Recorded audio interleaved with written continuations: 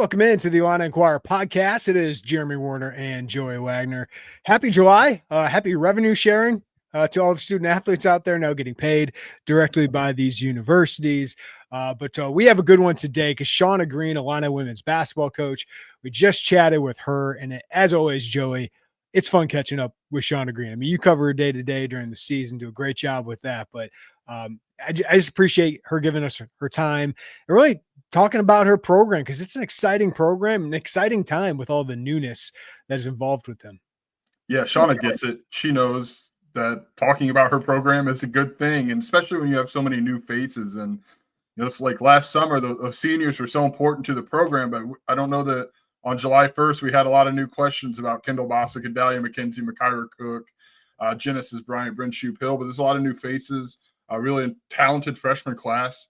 Jeremy, headlined by in-state Destiny Jackson, and then you go and you get their two top targets in the transfer portal. And now you got to mix that all together, and it's uncertainty mixed with excitement, and you just don't know how that all – the speed of which it comes together. But it was good to hear a little bit more about some of those newer faces that we're not as familiar with on the court to this point.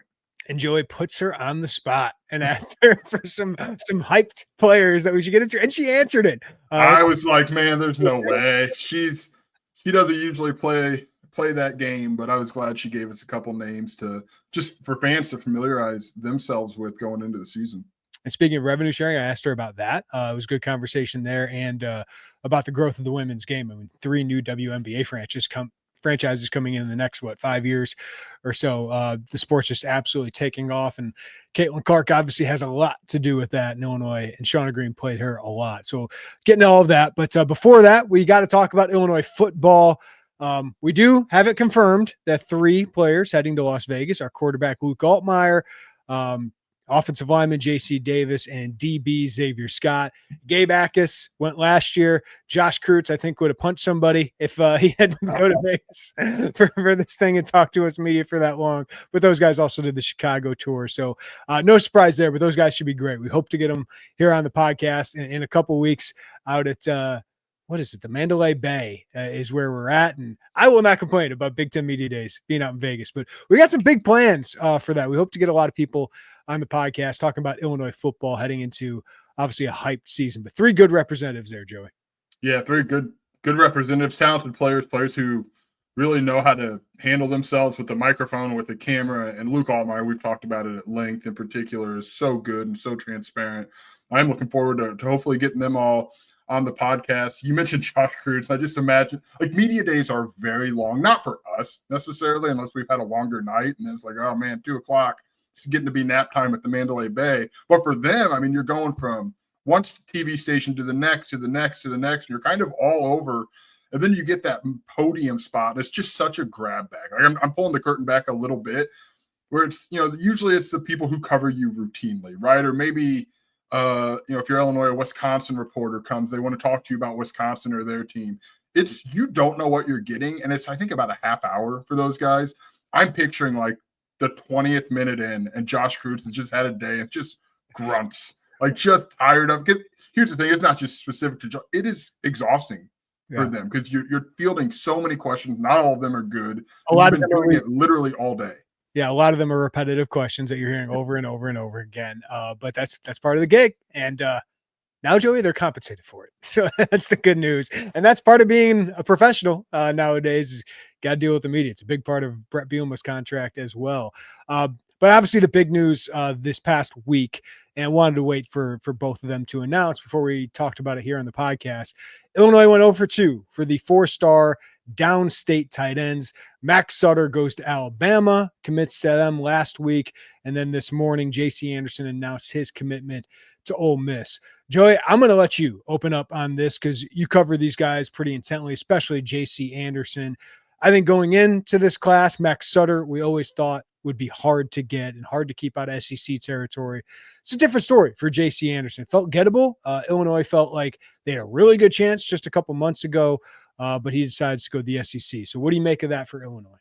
Yeah, it's tough to go over 2 on those guys. And you lost 2 to playoff hopeful SEC teams. I mean, I don't think that's not trying to lessen the blow on any of that, because going over 2 is is tough. And in the case of J.C. Anderson in particular, he's an hour away in Mount Zion, which is, effectively Decatur, right? It's right outside of Decatur. His teammate, Braden Trimble, was a big recruiting win for Illinois, who's on campus. They were the first Power 4 offer for him. He's been on campus like 15 times, if not more than that, including twice in the month of June.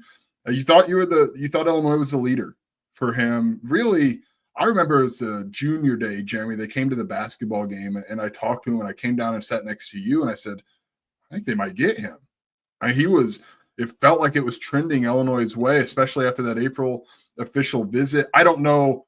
Let's just get out ahead of this. Both these guys came to visit in April. I don't know that the things are a lot different if they were June visitors. Like, I don't want to pinpoint the April visit and say, well, that was a mistake. Maybe, but I don't think that was really going to be a huge change for those two guys. And then I thought Auburn, right? Late in the middle of the month of June, we thought, man, I think he's going to Auburn here.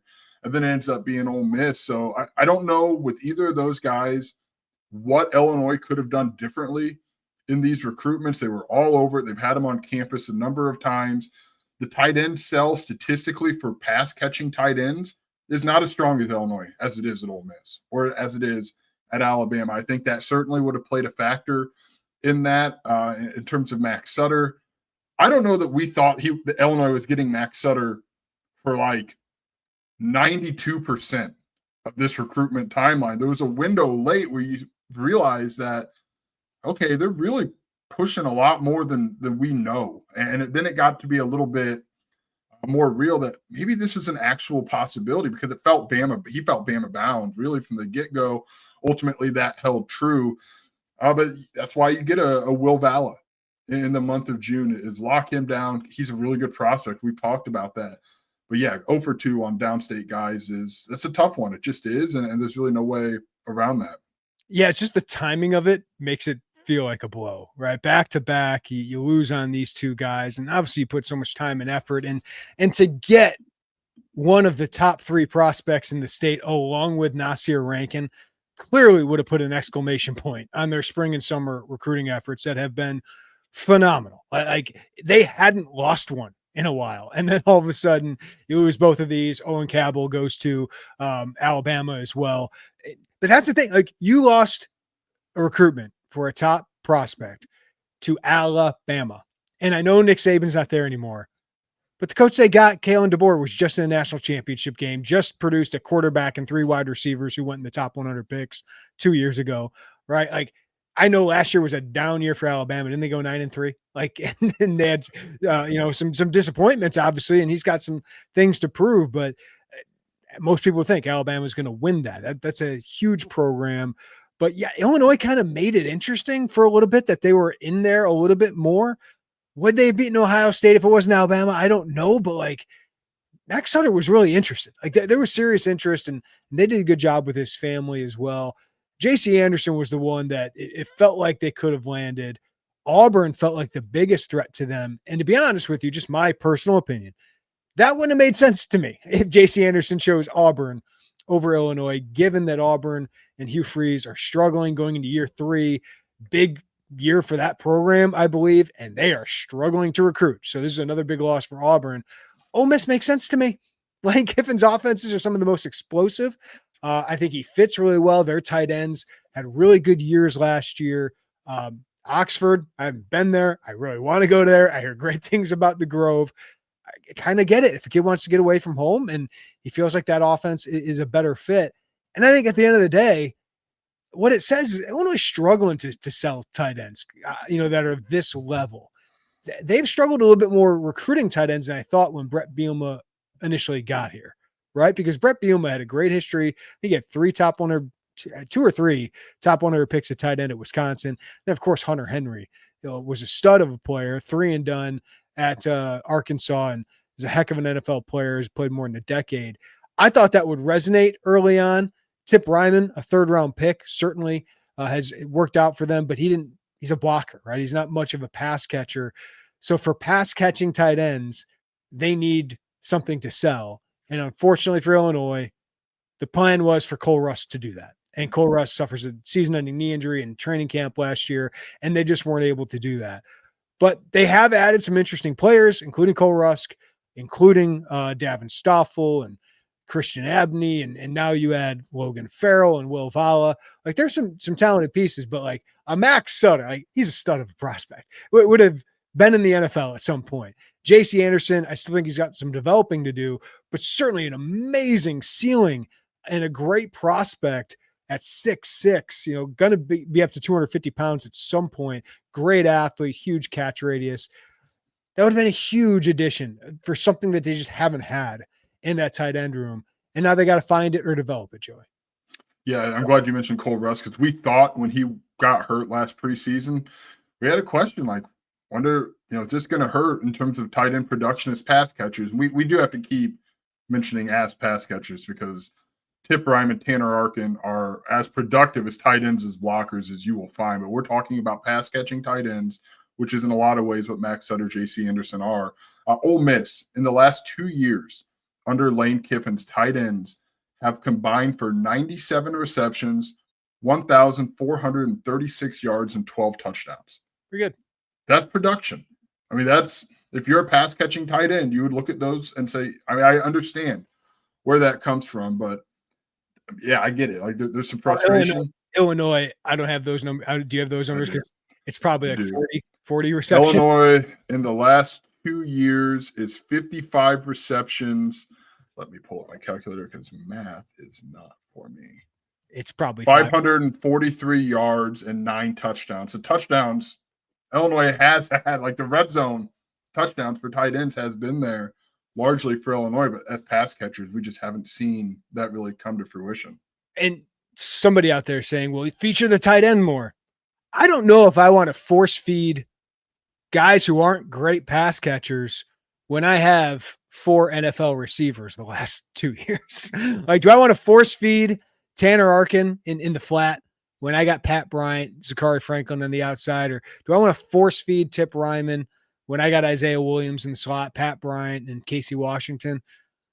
I don't know. I get it. Like Tip Ryman showed some athleticism, but there were times he also showed limitations down the seam where it's like, I think Tip could have caught that ball. We're not trying to dog Tip Ryman, but there were moments where like, yeah, that was a catchable pass that didn't get caught. So those things that I would throw Hank Beatty and Colin Dixon in that mix. I would like the ball in their hands as much as possible. So that's tight end recruiting. We haven't seen Illinois get that high level prospect under Brett Bielema to this point. And I also think tight end recruiting is very challenging in terms of what you're evaluating. You go high school. It's funny watching like some of the conversation about even people that I know who are more like in place in Decatur and Macon County and Tazewell County or Peoria County. It's like, well, the stats aren't great. It's like, I don't think they're designed to be great high school tight end receiving stats, right? I mean, that's just doesn't really, that's not the thing. So you have to know what you're evaluating, right?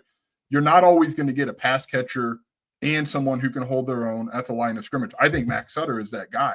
But when you are that guy, every SEC program wants you. Every Big Ten program wants you. You are very, very highly sought after.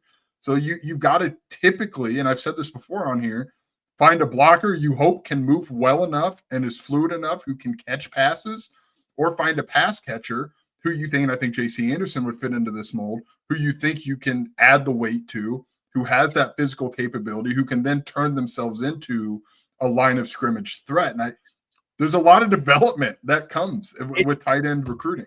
It's almost like center in basketball. Like there's more development in that position than probably any position in football, just because you're 6'5", 6'6". Like that's usually what you want. Now 6'3", 6'4" is okay, but ideal is 6'5" and 6'6", which is why JC Anderson and Mack Sutter, with how athletic they are so desired. But they're also like 210 to 225 pounds right now, right? You got to add a lot of strength to that.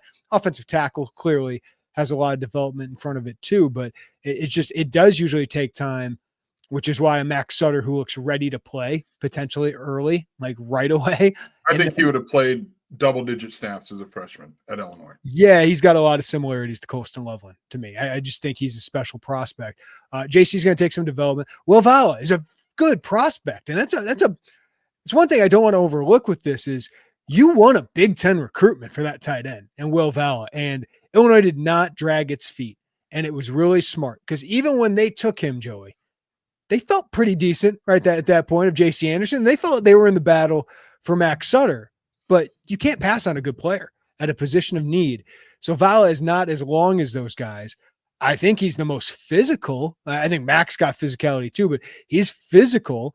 And when he gets the ball in his hands, he can get some separation. Plus, he can make plays after the catch. So I'm excited about him as a prospect. It's just those two could play together. Will Vala and one of these other two could have played together as much as Illinois likes to play 12 personnel. Yeah, I think that's a good point. If you're looking at Will Vala as like a consolation prize, that's not the right way to look at it. He's a good prospect. You won a Big Ten recruiting battle for him. He's their second best, or you can make an argument him and Logan Farrell would be 1A, 1B. They're, to this point, Illinois' best high school recruits at that position. He's a good player. And, his high school coach told me if he were 6'5", he would have everyone after him. And he's not 6'5". He's a little over 6'3", north of 6'3", but he's physical. He moves well. I'm glad they pushed on that because you and I talked about it going in. Like, you don't want to miss on Will Vala, a kid who's a good prospect and someone who can help you down the line. Yeah, but for the next couple of years, I mean, Tanner Arkin's got a chance to play in the NFL based on, his blocking. I think he can take another step forward as a tight end, but he's more like an H-back to me as a receiver. But Cole Rusk, I think Davin Stoff are going to be the ones to watch the next couple of years about can they be those receiving threats. Jordan Anderson and Christian Abney are really interesting as kind of that Arkin role. And then long-term, Grant Smith's an interesting guy, right? I'm wondering if they find another Grant Smith type prospect later in this cycle, Joey, to be 6'5", has development, maybe went under the radar, but that could be. I think they should add another tight end in this class. I think you keep trying to find prospects that you can develop, but if they decide to go into next season with only one tight end, it does make sense because Tanner Arkin is the only guy leaving. But like, you just keep taking swings at this to kind of add that player, that dynamic you're looking for. Yeah, or instead of maybe going for a developmental tight end, if at a high school, maybe you get someone who's been in college for 2 years who's looking to make the Davin Stoffel step forward, the Cole Rusk step forward into the Big Ten. We'll see how they play that. That is a position, tight end, where there are some more late under the radar guys who have put on that weight going into their senior seasons, who now all of a sudden are more legitimate and viable Power 4 options. And I'm curious how they play that. But now you look forward, Jeremy, for this who's the next tight end? If Jack Brown is a guy who, out of St. Louis, 2027 kid, he's been on campus more than once, if I'm not mistaken. His dad went to Illinois, didn't play, but went to Illinois. His uncle went to Illinois, and they're major in that recruitment. Now he's got a bunch of SEC offers, Big Ten offers, so it's going to be a difficult one. But yeah, you're going to take another big swing at Jack Brown, who I believe they were one of the first, if not the first, Power 4 offer. So yeah, Robbie Disher's clearly been pushing for him, and that's the next big swing because he's a really good prospect too. Yeah, it's just this recruiting, right? Like that's part of being in national battles. And I get it. There's disappointment. And I don't think you or I are trying to sugarcoat the disappointment of not getting one of those two downstate tight ends. You lost them to two teams that are trying to go to the college football playoff, just as Illinois is, right? So that's part of the game. And it stings, I guess, because, and this is the point I wanted to make earlier, Jeremy, Brett Bielema and this coaching staff have turned downstate recruits into, at least mentally, the way we look at recruitments leans to Illinois. Like guys who that's very attainable because they've done such a good job with your Caden Fagans, with your Aiden Lawfreys, with your Braden Trimbles, Casey Toman. They've really done a good job downstate Illinois. So they've kind of set the bar that when there is a downstate prospect, one who you are in Power 4 recruiting battles for, that you would think they have a better than not chance to get those guys. So when it doesn't go that way, some of the disappointment that's baked in is because the expectation you've set that you can get those guys. And I think we have to acknowledge that. Yeah, and one thing I want to mention, I've seen a lot of people say, well, Illinois will get them the next time around. That hasn't happened a lot, right? Like that doesn't happen that often where a guy doesn't work out at a Power 4 program and then enters the transfer portal and 2 or 3 years later, Illinois grabs him. Like I'm trying to think back to transfers that Illinois has taken, and oftentimes it's not been guys that they were really No. Like those guys usually they get on the flip circuit, right? Like more than they get in the portal circuit. Correct. Like a Colin Dixon, Logan Elsey. Farrell, Malik Elsey. Yeah, the flip later in the cycle to me is more likely than the transfer leaves and then comes to Illinois. I mean, Luke Ford was an example of that under Lovie Smith, but basketball had Kylan Boswell, of course, and then women's basketball, Leah Guyton. But there's just not a lot of them. Like Brett's usually going towards a proven player, like that's actually made an impact at the Power 5 level, or someone going up a level. That's usually been his MO with transfers. It's usually somebody that's had success already. So if someone doesn't have success at that level, it's less likely. Now, if Mack Sutter did 2 years from now, I'm sure he would. I just think Mack Sutter is going to work at Alabama. I just think highly of him as a prospect. So, but like everyone's saying, like he's going to come back around at some point. Doesn't happen once they enroll in another school usually. No notable exceptions. Like you take out that first transfer class that Brett had, the Jafar Armstrong, Chase Hayden's of the world, where you just really building out your roster. Yeah. And Luke Altmaier is a notable exception there because I think quarterbacks largely are exceptions in that terms of looking for proven production at that level because only one sees the field, right? But otherwise, to your point, but they didn't recruit Luke as a prep prospect. That's right. But to your point, you could really go down the list of transfers that Illinois has gotten in the last few cycles under Brett Bielema. They have been very much in the mold of what you're describing, whether it's, Power 4 production or lower level looking to transfer up. There have been some exceptions. Tanner Arkin, in fact, was an exception to that. He wasn't the most productive at Colorado State. He's come in, he's become a team captain. But for the most part, they have fit in that mold. I'm just going back down the line real quickly in my brain, Jeremy. Torrey Cox. I got the roster in front of me, and I'm just not really seeing. Not in terms of bounce backs, but I'm in terms of largely fitting. 95% of the transfers Illinois has taken have fit into those categories that you mentioned. I think. I mean, that's just off the top of my head math, but I'm struggling to think of a lot of guys who wouldn't fit into that category. We wrote about it today. Check it out on our superlatives at IlliniInquirer.com. $1 for VIP membership. Pretty good couple months. I know it's kind of a bummer of an end to these last couple months. Didn't get that exclamation point of J.C. Anderson or Mack Sutter, but it's been a pretty good run. As I said, it felt like they weren't losing one for a while, and then they finally lose a couple. And now I look like I don't know how many big targets are out there. Jacob Eberhardt is the main one. St. Louis, Kirkwood, safety. They're in a battle with Nebraska and Oklahoma there. Is going to announce his decision July 12th. Been a very quiet recruitment and even to get some information on. But Illinois, he's a legacy. Obviously, his dad, Jason, who passed away, he's an Illini legacy because his dad played here. And they love him. They see him as a Matthew Bailey type of prospect. And they've been a major player in this recruitment. So that's the biggest one. Marlon Bright, the offensive tackle out of Pennsylvania, is announcing this week, but Penn State's kind of been the top dog in that one for a while. And then I think we just get to the season, Joey, see what Illinois can do on the field and see if they can be as advantageous or take advantage of all the opportunities as they did last year in flip season, because they had 9 flips last year, a lot of them in the fall, some of them after the season, including Grant Bierman was a monstrous one for them and just such a huge linebacker.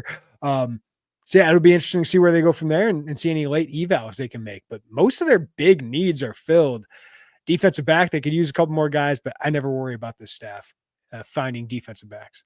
No, defensive back is the one that comes to mind for me. But yeah, it's flip season. You see what they can do there. There's going to be, as we've talked about it, I would imagine a Pat Ryan special somewhere late in February. Maybe they bump that up to December, just given their class is full. Otherwise, you keep recruiting your guys who are already on board. That's ongoing for every program. Can I whiteboard the Pat Bryant special for people who don't know? Pat Ryan is the director of high school relations for the state of Illinois for the Illini. Last 3 classes, he's gotten one guy in February. He's been the key to kind of pushing and saying, hey, we should probably take this guy. Matthew Bailey, Mack Sutter, Tanner Heckel. Then you would add Jack Paris was 2025 Pat Ryan award winner. It does seem like history would suggest there's going to be another Pat Ryan special in the mix. Otherwise, you're on 2027, right? You're continuing to forge those 2027 relationships. Usually they get one in that November window. That first one jumps on board in that window, and we'll see if they can flip anybody. But I think recruiting on July 1st feels very settled for Illinois at the moment. We'll see what Eberhardt does later this month. Speaking of settled, Joey, congratulations. Thanks, man. Settling down. Exciting. Got engaged. Yeah. Congratulations. We're really happy for you. How'd it go? It was good. I was going to wait until this coming Thursday, and I didn't feel like doing that. And then I was going to wait until yesterday. Didn't feel like doing that. I don't know how you felt, but when you actually have the ring in your possession, it's just like, what are we doing here? It's time to go and get this taken care of. You're probably a little bit more responsible with stuff like this with me, but like, it's just, I'm so nervous. I'm going to lose it, mishandle it, something right at that point. And yes, it's just burning a hole in your pocket, as most people say. It's just like, got to get this done. Got to get this done. Yeah, that's very much. I didn't think I was going to lose it because I tucked it away, but I definitely, then you just keep like, okay, is now the moment? Is this going to be the moment? It's like, forget it. The moment's whenever you want it to be, and it worked out well. And she got a weekend. We got a weekend together where we were engaged. And it wasn't like she got off work on Monday, and then you spring that on someone at 5 o'clock, and you're going from there. So things are settling down. You got that sticking around here for 3 more years. We've got that in place, so it's exciting right now. And now the hardest part for us who enjoy working, like actually genuinely enjoy what we do, is getting to media days. Like, can we just get to media days when we're talking to people again? But we also like that. That's fun, but it also just starts the absolute grind. So you and I always struggle with, July's going to be slow. It's going to be a little slow. There's going to be a little fewer podcasts. There's going to be a little fewer stories and talking with people. But we also got to enjoy it a little bit if we can. You and I are not wired that way very well, but it's going to hit like an avalanche here with all the content that's going to be coming out and all the people we're going to talk to. And it goes from late July with Big Ten Media Days and start of training camp all the way through transfer portal season, official visit season. It just never stops after that. No, and I will say, like, for wedding planning season, it does make it easy to be like, well, listen, here's the 4-month window that I've got to work with here. So we really eliminate a lot of the calendar year in terms of what we can do. And I will say, summer weddings. I don't like going to fall weddings. I don't want to be a fall wedding where people are missing what is really a fun 2 days of NCAA into the NFL. I don't want people to miss that, because I've sat at weddings where I'm streaming on my phone and I'm like, no one wants to, like, congratulations, hooray, let's get another beer. But I'd rather do that in the summer. You're gonna sacrifice some heat, right? Or maybe late spring. But fall weddings are not my jam. So I'm glad I cannot do that. I never had a friend do that. Did you ever have a friend do that? I've been to probably 2 or 3 of them. And it's just, yeah. I'm not trying to crap on anyone. I get the weather. They were all very fun times. And the weather, I did go to one in Kentucky, and the weather, the leaves had changed. The weather was great. It was immaculate. But you're also just away from, kind of, for us, what makes our days go and the weeks, and we enjoy that part of the weekend. Way to solve that: Friday fall wedding, right? You could just do. Have you learned nothing about college football scheduling on Friday nights? Then you've got high school football. You're cutting it. I'm kidding. I'm very unlikely. But if you're traveling, it's harder to take realistically. Yeah, I get it. But maybe that's a good thing, because there's not as many people at your wedding that you don't want there. Yeah, Friday fall wedding I'd be okay with. Saturday's a little tough, and unless you're doing I don't have time to do that. The first 3 weeks of the season, where there's very few like marquee games on the slate that maybe you could sneak away when there's just not going to be a ton of competitive games. Ideally, got any other life news you need to share, Joey? Big week. It's been a big week. Just kind of ready for football. I've got a chance to check out some Champaign-Urbana establishments that have recently opened, which I would recommend: Maple and Yolk in Urbana, or the Yard. The Yard's great. Jeremy, I know you bring the family down maybe once a year. It's a food hall. Smithburger, Watson's, Fernando's, Main Scoop. There's a Columbia Roastery, I think, for coffee. And then they've got like bags and games. There's Golden Tea there, which is really a staple in my day-to-day.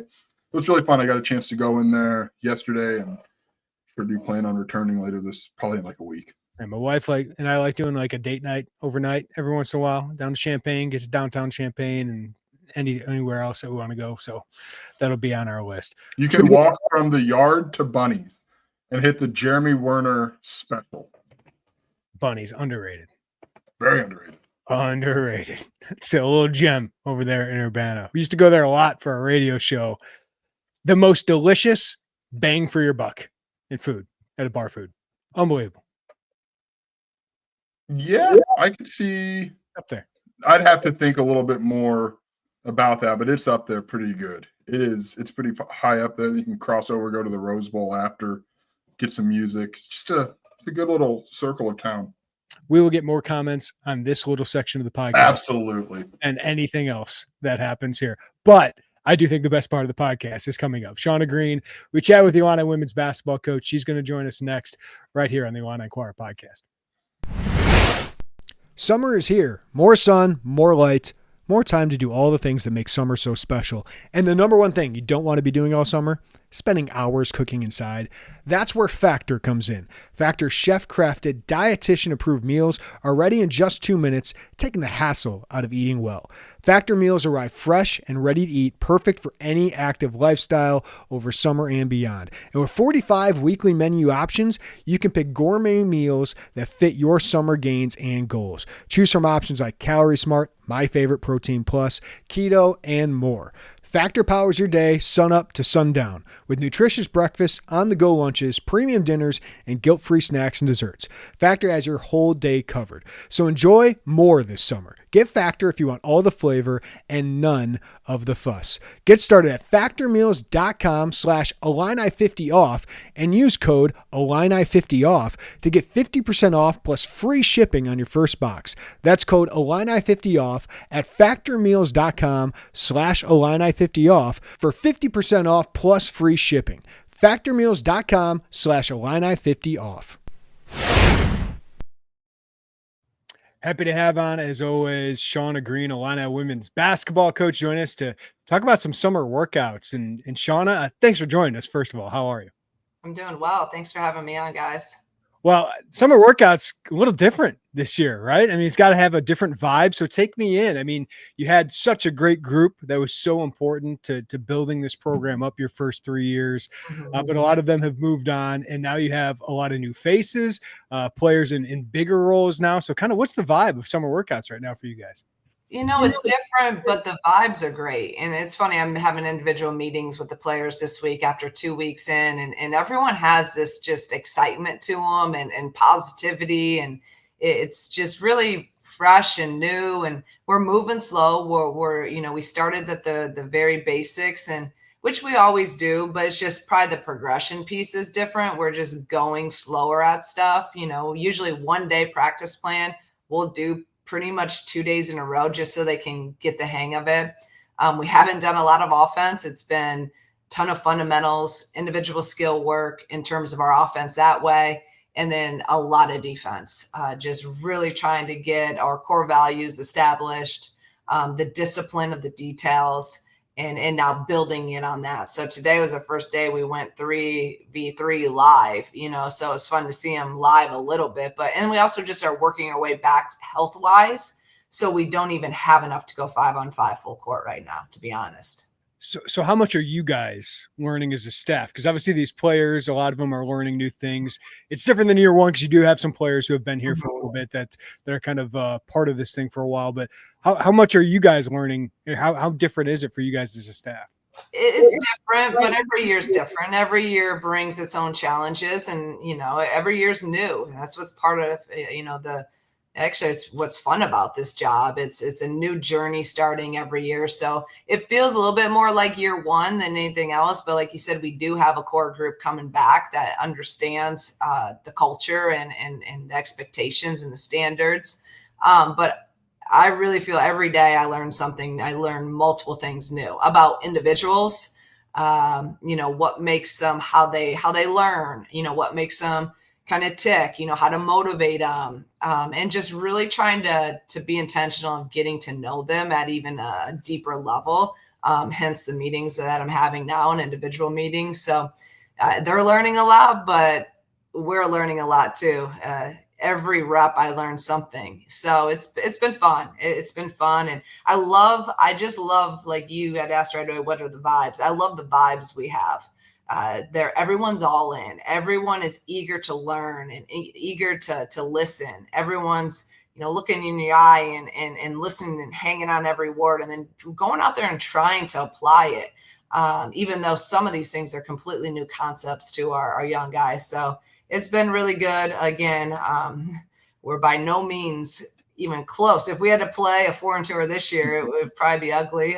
But you know what? It's July 1st. We don't play until November 4th.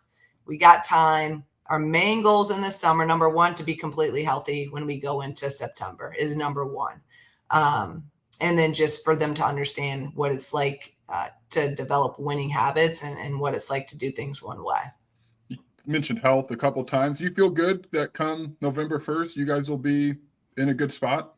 Yeah, Joey, I'm trying to be optimistic, right? I mean, you just hope for the best, but we've seen the past few years, you see in college athletics, you see in sports that you just, you never know. And you gotta just take it one day at a time and try to be patient and get these guys the time they need to come back and be healthy. I do want to touch real quick on last, like, now that it's in the past, what did you learn from going through what you guys went through a year ago, whether that's in how you want to build things or how you need to push your players? Like, what was your big takeaway from that? Yeah, I mean, I learned so much, I think patience is the biggest thing. You got to really just understand your team and understand your individuals and to be patient in the progress of everything, and to be there for them and support them through that. We all want the same thing, and we just got to be there for them to try to help them progress and be the best version of themselves, really. And sometimes that's easier said than done. Yeah. You guys have a lot of new faces, Sean. I do want to talk about them in a second, but bringing back Gretchen, bringing back Barry, bringing back Jasmine, how big is that as now those new kind of leaders of your team? And what do you look for them? How do you try to get that out of them when maybe they didn't have to have that role a year ago? It's a process. It's definitely a process. We've been talking about it since the end of last year with those guys. They know, they understand, they know exactly that they need to be more vocal, that they need to lead. And I think now they knew it, but now they're feeling it and seeing it because, you don't have KB, Dell, Jen, Bryn, Makara to talk through stuff. Now you look around that huddle, you got to talk. So I think it's really been cool to even see in 2 weeks their growth and how I see them being very intentional, trying to talk, trying to, pull people together. We had it took us a good week or so for someone to pull a huddle together on their own. But that was always one of those seniors that did that when something was, in a practice was kind of starting to go, wrong. That was a senior that, boom, put us into a huddle. Well, it took us a little bit, and I'm not going to force it. They need to learn that. And we had our first one, and that was a growth moment. And just little things that I've seen them trying to help the new guys out and, talking and speaking up in those huddles. It's going to take time and they're learning, they understand it, but they just haven't had to do it. Last year they had to follow. We had really good leadership and they were really good. They followed that. Now they're the ones that have to be those leaders. So it's all part of the journey and part of the progression. Shauna, they're also ones that are going to have like higher usage roles now. We saw Barry. I mean, she looked like she belonged against some of the best teams in the country, and that's what you get in a McDonald's All-American. Gretchen, before her injury, was scoring at such a high clip, and you could see her taking off. And Jazz ended the season really well. What do you look for when a player has to take that leap and just responsibility on the court as a scorer? And what do you think has them ready for those kind of roles? Number one, I just don't want don't want to put any added pressure on them, right? They're still young, Barry's still a sophomore. And I just talked to her about that in our meeting, yeah, we all know like how important you are and what we need from you and how you need to take. She knows what she has to do, but it's my job and our job is to not put any added pressure. We're all here to just help her continue to focus on herself and how she can be the best version that she can be, or, Gretchen be the best version that she can be. And just kind of take it day by day, possession by possession, and try not to make it bigger than what it is. At the end of the day, it's basketball. They know how to play it. So just trying to block out some of that outside noise too, because I think they're going to, whether they feel it now or in season, they're going to feel that, right? It's natural, and they haven't had to have that sort of a pressure. There's always pressure, but not the pressure of, this is your team, or this is, you got to be the leading scorer. You got to go, get X amount of rebounds. So I don't want them to be thinking like that. The best that they're going to be is when they're just playing free without added pressure. So I think that's something that I'm really, conscious of, and I think that myself and our staff and our team, we got to do a really good job of supporting everyone, but especially those guys that are going to have to take that next step up in terms of their roles, because it's going to be different. Yeah. Aaliyah Guyton, Maddie Weber, you clearly targeted them from the start of the opening of the transfer portal, and you're able to get them. Why were they clear targets for you? What do they bring to your program?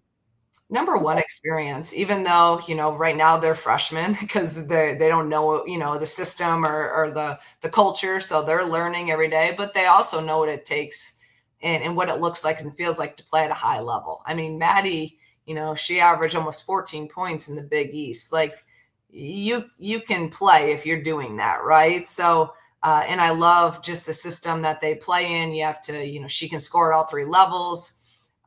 In the first 2 weeks, I mean, she has just blown me away in terms of her motor. She has one of the best motors I've ever seen in terms of every single possession, working and giving everything she has. I mean, she will literally push herself to, exhaustion, which is unbelievable. So I love that. I love that work ethic, and she's hungry and eager to learn. She's gonna bring a lot of different things to us. And then Aaliyah, obviously she's played in the Big Ten, and she understands what it's like at a high level program, a really great program, a winning program, of what it takes. So I think that experience with her, now she still has to get 100% health wise. So she's, working back from that. But she wants to be great, and she works at it. And she's going to be a great leader for us. She can shoot it. She can facilitate. And she's going to be a great defender, on-ball, off-ball defender for us with experience. So those two were obviously huge for us, and so glad they're part of our family now. Shauna, we've talked about this, I think, at times over the last couple of years, but you touched on it with Gretchen, with Barry, and Jazz, like the mental side of things. I know that's really a big deal for you, and you make it a big deal in your program. How did that develop? I'm not saying you're unique in that, because I think that's becoming more of a thing, but I know it's really meaningful to you. So how did you get to that point? Just experience. You see it, you've been in this profession 20 some years. Obviously I was a player. We didn't have that, type of stuff back then. Like we didn't have a sports psychologist that, was working with us. I mean, our coaches didn't care how your mindset was or how you were. I mean, it just was the time, I'm old, and we didn't care about that stuff then. But in order for, and I firmly believe this, and, I don't know, I think it's men, women. I think it's across the board. If you're in a good mindset, your mental space is healthy and positive, then you're going to be able to accomplish what you want and really get. I don't think if you're not in the right mindset, so it's top of the ladder is your mindset, the basketball's down here, because it's all a ripple effect. So I've just always believed that, if your mind's in a good place, then the other things kind of fall into place. And I know I would have been probably a million times better player if I had the support and being able to talk through stuff, being able to work through, how you can respond in a more positive way, how you can, not get as frustrated, all those things that, we're fortunate enough to have, Dr. Cook with us. And then obviously we're very conscious as a staff of it. It's just something I believe in. And then you gotta back it up in terms of helping your players. And I think even more nowadays, everything, people want stuff so fast, right? You want instant gratification. You want to be the best. You want to be this. And there is a long, hard, ugly, grueling process to be elite. And how do people fight through that adversity is just something I think overall in general, a lot of kids struggle with right now. So it's our job to help and facilitate and guide them through that. And that's what we're going to do. A little more on the court, Shauna. We haven't had to talk to you about the post a great deal. Like Kendall was there, you had Camille, but there's a lot of turnover there. And it's talented turnover. So what's your early read on what you have there this summer, and what's the summer look like, and kind of seeing what all that looks like? Yeah, that's going to be obviously a big spot, right? You've had KB that has really, and I mean, she's carried the load for 3 years. And obviously Hobby was huge when we had her for that year. When she figured it out, she was a huge piece to our success. And she was experienced. She understood what it took, again, to play at a high level, but you can't replace anyone. You can't replace any of our seniors, and you sure as hell can't replace KB in terms of just someone coming in. So it's going to be a group effort. Like I've been saying it, they're going to be sick of me saying it, because I'm like, KB, sometimes you didn't have to really go in there because you knew KB was going to get it. Like, and our guards kind of got let off the hook sometimes because they didn't have to crash and rebound because KB would clean those up. She got at least 10 a game. So how are we going to – it's probably not going to be one person. If it is, that's awesome. I will take it. But we got to be able to rebound as a team. We need to all get in there, be really intentional with that, because we got to find a way to make that up. And then she gave us, by the end of her career, she's given you over 10 points. So, I don't know if that's going to be, if it's one person, great. But again, by all of them combined, whether it's Haven, Letty, Manuela, who's not even here yet, Naomi, we could play CC at the 5, and she's more of a pick and pop 5. A lot of it's going to depend on just how people grow into their roles, how people stay healthy. So I really don't know. I can't give you a good answer, Joey, because I don't really know yet. There's just a lot of uncertainty there. And, Letty's coming back from a major injury, and Manuela's not even here yet. Haven's continuing to grow, and I'm excited about where she's at. And then Cece's a freshman still. So a lot of that's going to kind of play itself out, I think, as we get into some games and get some game time experience. It does feel like you have a lot of options, right? Like previously, maybe you didn't have a lot of options, but you had obviously very good ones at the top of that.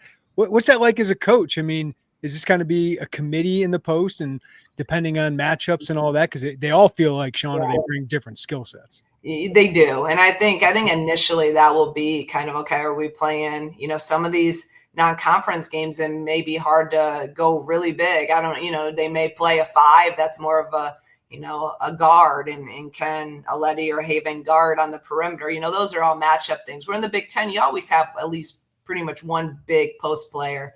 So yeah, can we play CC some 5 when it's certain lineups? I think it's going to be kind of by committee initially, and see kind of, how everyone just the traction each player, gains, and see kind of how it all develops. So yeah, we never had this many options, but you've always had an option that, you knew could give you a double-double every night. So that was a pretty good. All this, we really haven't had options in 3 years, right. But the guys we had, I'll take any day, because they, competed and had a lot of pride to what they did. So I think you've heard me say this, I think this is our most talented roster, but they're young, and we gotta mold them and figure it all out, and we gotta stay healthy. Yeah, Shauna, this freshman class obviously pretty talented, as you said. What's it been like to get them in your building? What's that like as a coach, and to start that process with what is a top 10 recruiting class and some recruiting services? What's that been like for you guys? It's been it's been really fun. It's been really fun. It's just, again, kind of that whole process of building those relationships, and you have a relationship. It's different when they're here, and getting them in for meetings, and listening to them talk about their experience so far, listening to, what they've enjoyed, some of the hard, challenging moments, and helping them through some of those things. So it's been great. This class is just so talented. They're so hungry. They want to be great, and they're so eager to learn. They're so eager to like be involved in everything in the culture. They're eager to do team stuff. They're, where you have nothing against our 5th-year seniors, but some of it, they're just like, they get, and I don't blame them. You're just kind of over some of that stuff. You just want to get to they just want to play. So it's kind of funny to like, and refreshing to just, have, Naomi, before we had our official visit last week, Coach, I'll do the, I'll go on to dinner or do this, and like talking, like so excited for an official visit. Like last year, our 5th years are like, Coach, we've done like 700 official visits in our life, so it's just, it's fun. And again, sometimes, it's good. Sometimes change is good, and getting, just that freshness to it. And it's fun because even like Dal and Jen have been at a lot. They were here at practice this morning and helped us in practice. So they've been popping in too, and kind of get a good mix of the old with the new, and they'll pull a player, to the side and tell them something. So it's been cool to see that too. Shauna, last week, Josh announced that your contract extension includes a Big Ten non-compete. So why was that important for you to really kind of plant your feet here at Illinois and shut the door for any potential Big Ten suitors? I just think, you got to be committed, right? You got to be committed, and they showed commitment to me, and, I got to show commitment to them. It's the same thing I ask from our players. If you come here, like, I want you to be all in and be present and be where your feet are. So, I think that we can do anything we want to do here, and we have the support, we have the resources. We're getting great players in here. So we want to try to compete for a Big Ten championship, and we want to try to compete for a national championship down the line. So I don't see anywhere else you need to go to do that. I think we have everything we need and more right here at Illinois. And, I'm happy here. I love it here, and we're building something really special. So, I don't see any reason why not to. And again, I'm committed. And I want our players to feel and know that if they come here, they're going to be playing for me. Have you got a chance? I heard you, I don't remember what you were on, but you said you're like, this is probably the worst Power 4 job. And some of your peers were like, Shauna, I don't know. It's kind of a risk. Have you got a chance now that you're kind of turning the page for a different era of Illinois women's basketball to look at what those first 3 years were and how you went from maybe the worst Power 4 job to 3 straight postseason berths and where you guys have grown to? Joey, I don't think I ever, because I'm not satisfied. I'm happy. I'm proud of where we've been. I'm proud of our players. I'm proud of our staff. I mean, look at our staff. We've had, you talk about commitment, they've been loyal, and we've stayed together, and that's been key. That's the key. That's where it's more important to get stuff in place for them to all stay here than me, really, because you're only as good as the people around you. So if we can continue that stability within our staff, that stability we've shown with our players, that's when you can do some really special things. So yeah, I've reflected, obviously, but just like I didn't overthink it when all those people were telling me, Shauna, you're crazy. I'm not going to overthink it when people are telling me, oh, Shauna, you've done such a great job, and let that, because I didn't overthink it then. I didn't let that get in my mind. I'm not going to get too far ahead of myself. Now I just really stay present, stay in the moment, because as fast as you win, it can go the other way. And I know that. So you gotta stay locked in. You gotta try to win the day. It's what I ask my players to do, one day at a time, one rep at a time. Don't get too far ahead of yourself. You can't rest on your laurels in the past, because the past is the past. So I'm proud. I'm happy. I love what we've done. I'm so glad our players have been able to experience success, and really have left that legacy and really have set the tone for where this program, I believe, can go. Shauna, it's July 1st. It's a very big day for college athletics because revenue sharing is beginning and money is pouring into women's basketball. Josh told us the other day, women's basketball is going to be the beneficiary of some of this money that's coming in. So what is the impact of that, not only on your program, which I want to hear, but also women's basketball overall, do you think? I mean, overall, it's unbelievable, right? Like where women's basketball has gone the last 3 years. I mean, it's just on an absolute, it's just exploded. And I really don't think we're going back. I think that we're just going to continue to grow and go from here. And now the resources are being put into it. And I'm so happy for our players and for all women's basketball players that are now being able to benefit from this. So, Soup, again, I want to probably, if Josh, again, is not, the leader, number one, I'm not here.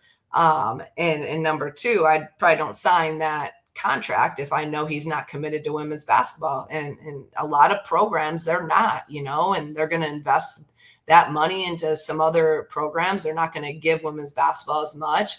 And Josh has, really put his money where his mouth is and has given me the support and then has backed that up financially with, rev share. And so that's why I believe we can do whatever we want to do here. And I think we're in a great place, and we'll just continue to go out and try to recruit the best people that fit us culture wise, high character, high level basketball players. We've obviously talked to Brett and Brad about this stuff a lot. I don't know if I've asked you, like, how much of a conversation is NIL and revenue share when you get into recruiting nowadays on the women's side?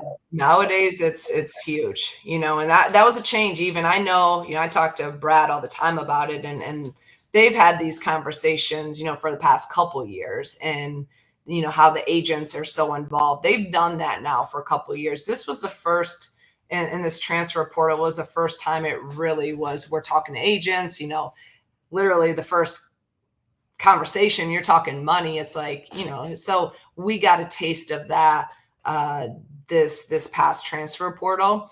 But I also believe that everyone we ended up having in our program, obviously Aaliyah, we had a relationship with beforehand. And then Maddie, it was really just a relationship thing too, and a fit. So, we're always going to still recruit off of that. And then obviously the rev share stuff will kind of take care of itself, but we don't ever, if that's all you care about, then we're probably not the best fit for you. Now we're going to be competitive in that area. If it's the right fit, and we're going to go out and try to really win those battles. Shauna, one more. I have one more for you, Shauna. 3 new WNBA franchises are coming in. I find this period for women's basketball awesome. I mean, obviously Caitlin Clark's had a huge impact. It's bringing more focus and money into this sport. But, you also deal with, like, now there's focus on you, right? And some criticism that comes with that. How do you feel about all of this stuff that's happening in your game, of the new spotlight that comes with that, and then all the talk that comes around it too?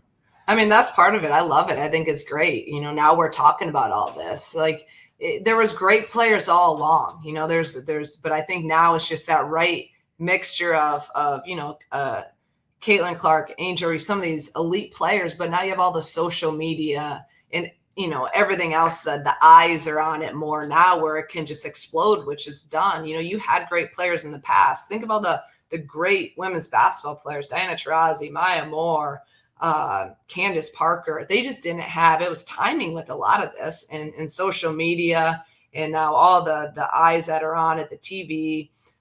So they're getting that exposure, and people are understanding that they really like women's basketball, and it's fun.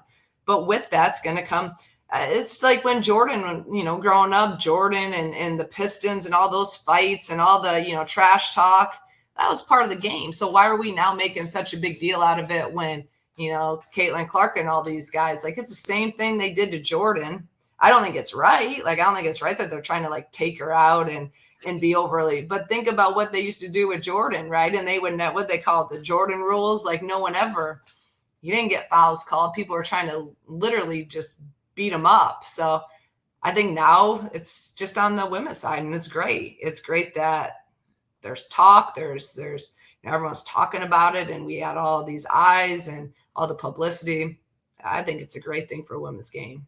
When did you see that change or feel that change? Like, for me, I'm thinking going to Iowa, when you guys play there and you actually see the Caitlin experience up close. I don't know if you felt it or saw it before that, but for me, I was like, oh, this is like real life, and it's happening here. Yeah. I think the first time I felt it was probably my first year in the Big Ten, when Caitlin, and even like when they played here, Think about it. I know it wasn't a sellout, but remember all the like Iowa fans and Iowa travels well all the time. But I mean, it was a different level. Like, and I played at Iowa in the past with my Dayton teams. I played there 2 or 3 times, and that place was a good crowd, but it wasn't like what it is now. So I think I really felt it. I'd say the last 2 years, my first year here, the last 3 years. And I think Caitlin Clark she's a huge reason for that. Everywhere she goes, people would sell out. You just don't see that, you don't see that all the time. When she was hurt for those couple of weeks, the TV ratings, I think, went down like 50%. So it's a real, the Caitlin Clark effect is real. And I think it's great. It's great for our game. I do want to ask, you mentioned Josh earlier, his commitment to women's basketball, but we hear a lot about his vision, and you're not the only coach with the non-compete in the athletic department. So why Josh? Like, what does he do to cultivate that belief in you guys? And obviously we know he puts the resource into your programs. Yeah, for me, the most important thing is his presence. He's going to be there for if you need him. His support. He's, especially as a women's, he's going to be at football games. He's going to be at men's basketball games. Like the support he's shown and the presence that he's just provided everyone. And being there and actually watching us and caring about us and being there after games, being at away games, I think that's what matters most to me. Because all the talk and you can even put money behind a program, but I think for me, I've always been about the people. And it started when he was relentless of being present to try to recruit me to come here. If he didn't come to my house those times, I wouldn't be here. Like, it was the relationship and the trust and the vision that he showed. It's like recruiting. When I recruit someone, if I only talk to them one time, or if I don't go and be present at their games, or, then why would that recruit want to come play for me? Because it's just all talk. I'm not investing in her. So that's where I know how I am. And we want you, you are going to see me. You're going to hear from me. You're going to see me on the sideline of every game that I can possibly be at, because we have decisions to make. And my decision is to invest my time to show you how important you are. And that's what Josh does. I have one more on the court for you, Shauna, and I know it's only been a couple weeks in practice. Who do we need? Who are we not talking enough about? We know, obviously, your returners, right? But who do you think we need to know about now? Get on this high train early. Yeah, I think it's too early. I knew it.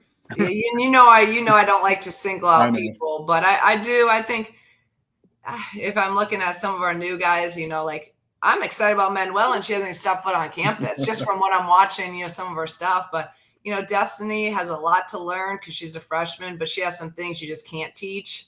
So she's going to be really exciting to watch her development. And I think Maddie Weber, I'm really excited about.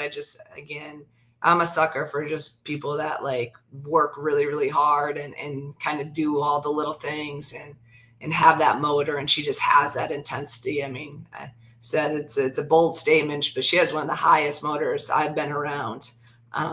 So I'm excited to see what she can bring from our new guys. And then, I mean, who can't be excited about 6'7" Letty? If we can, we just need her to stay healthy, just for her own mental health. I just want her to stay healthy, for her to get out and have a season. Because I think she could be special. If she can stay healthy, she can be really special. Is Maddie that Adalia type of energy? I don't want to say X factor, because I know that was really specific to Dal, but the way you're describing her sounds from an energy standpoint similar. They are and they're not, Joey. And I guess I can. Again, I'm only 2 weeks in, so I'm still trying to figure it all out. But Dal kind of had that like spark of like, and she'd be, Dal like throwing her hands up and the smile. And Maddie's more of a serious, but she just is like consistent, like every rep. Like she just literally goes all out every single second of a practice. And like, that's hard to do. Like, I mean, it's like she just is a worker. And then every little thing you tell her, she's watching, she's looking, and like she takes in, she applies it really quickly. So I don't know if they have the same energy in terms of like Dow's energy was like this joy, like you just felt it, where Maddie's just like a worker, like rep. Like it's just, they're different, but I do think that Maddie could defend. She's different than Dow. She's not as like strong and just like that, like Adele was, but Maddie can move and her motor allows her to really, I think she's going to really help us defensively. And I'm really excited about that. Well, Shauna, we really appreciate your time as always. I know people are so excited about your program and doing things like this and giving us 30 minutes, which is longer than I thought. Certainly, I know plays a part that people know about your program, learn about your program when you come out with us. So we appreciate it. Good luck this summer. Healthy summer, I think, mostly importantly. But appreciate your time as always, Shauna. No, thank you guys. I appreciate it.